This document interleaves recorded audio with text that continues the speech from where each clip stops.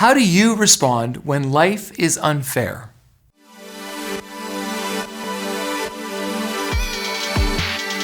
Hey everyone, Bill Markham here with another 2-Minute Tuesday.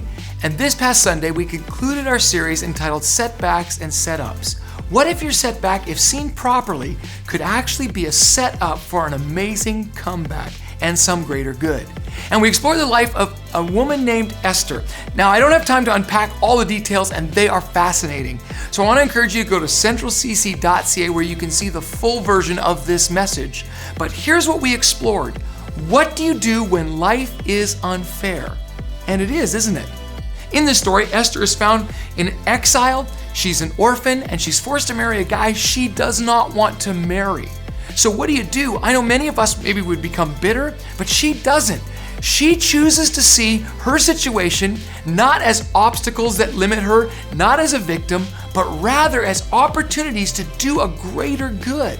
And as a result, she becomes a victor. You see, she takes all the situations in her life and she leverages her pain for a greater possibility.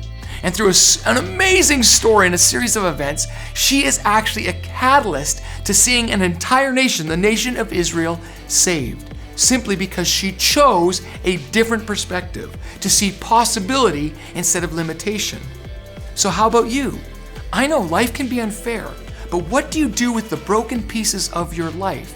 If you're able to gain a new perspective, a God perspective, I believe it's possible to leverage your pain into a new possibility, to do a greater good.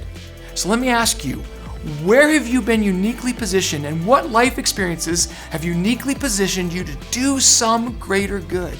There's a reason you live where you live. There's a reason you go to school where you go to school. There's a reason you work where you work. Do you know it, and are you willing to do the good? Are you willing to do what is right, even when everything else around you is wrong?